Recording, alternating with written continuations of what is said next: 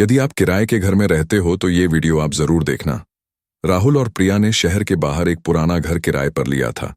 किराया इतना सस्ता था कि दोनों को लगा जैसे कोई लॉटरी लग गई हो।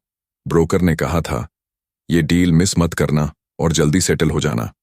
शाम को वे सामान लेकर घर पहुंचे। घर बाहर से जर्जर लगता था, दीवारों पर पुराना पेंट उतर रहा था और अंदर धूल की मोटी परत जमी हुई थी। पुराना फर्नीचर, दीवारों पर टंगी अजीब सी तस्वीरें, सब कुछ एक पुरानी कहानी बयां कर रहे थे। वाह प्रिया, इतना बड़ा घर और किराया सिर्फ 10,000 महीना, राहुल ने उत्साह से कहा, जबकि सामान रखते हुए। प्रिया थोड़ी घबराई हुई थी। हाँ, लेकिन ये जगह अजीब लग रही है। वो तस्वीरें, जैसे कोई हमें घूर रहा हो।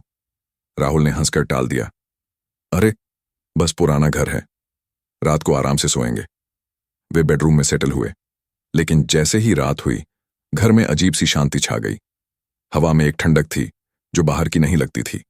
रात के करीब 12 बजे प्रिया की आंख खुली। उसे लगा जैसे कोई सीढ़ियां चढ़ रहा हो। टक टक की आवाज। राहुल, तुमने सुना? उसने फुसफुसाकर कहा। राहुल नींद में बड़बड़ाया। सपना देख रही हो, सो जाओ।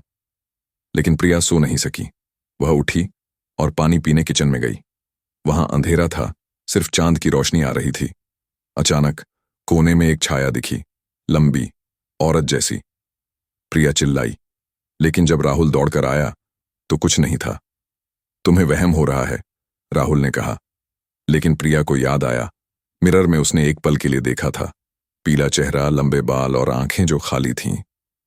अगली सुबह राहुल ने घर की ऊपरी मंजिल चेक की। वहां पुरानी चीजें पड़ी थीं, बॉक्स, किताबें और एक पुरानी डायरी। उसने डायरी खोली। डायरी में लिखा था, इस घर में मत रहना। वो औरत कभी नहीं जाती। उसके पति ने उसे मारकर यहीं दफना दिया था। अब वो नए किराएदारों को अपना बनाती है। राहुल का चेहरा सफेद पड़ गया। ये क्या बकवास है, उसने सोचा। नीचे प्रिया को बताया, ब्रोकर ने कहा था पिछले किराएदार जल्दी चले गए थे, शायद वजह यह है। चलो यहां से निकलें। लेकिन राहुल जिद्दी था। मैं चेक करता हूं। दिन ढला और रात फिर आई। इस बार लाइट्स खुद ब खुद फ्लिकर करने लगीं। दरवाजे बंद हो गए। प्रिया बेसमेंट में गई, जहां से अजीब आवाजें आ रही थीं, जैसे कोई खरोंच रहा हो। तभी फर्श से धूल हटी और नीचे से एक हड्डी दिखी। उसने डरते हुए खोदना शुरू किया और पूरा खोदने पर स्केलेटन निकला, एक औरत का, जिसके कपड़े फटे हुए थे। अचानक हवा में ठंडक बढ़ गई।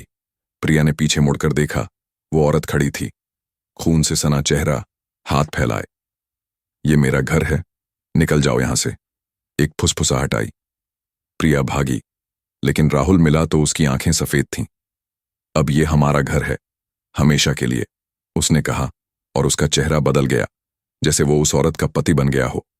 प्रिया ने घर से भागने की कोशिश की। दरवाजा खोला, लेकिन बाहर ब्रोकर खड़ा था। उसका चेहरा मुस्कुराता, लेकिन आंखें वैसी ही खाली। किराया चुकाना पड़ेगा, आत्मा की कीमत से, उसने कहा। घर की दीवारें हंसने लगीं और एकदम अंधेरा छा गया। कभी कभी सस्ता किराया एक वजह से मिलता है, जो जानकर भी आप नजरअंदाज कर देते हैं। आपको यदि हमारी कहानी अच्छी लगी हो तो कमेंट करें, वीडियो को लाइक, शेयर और चैनल को सब्सक्राइब जरूर करें। यदि आपके पास भी कोई सच्ची कहानी या घटना हो तो उसे हमारे साथ शेयर करें, हम उसे जरूर सुनाएंगे।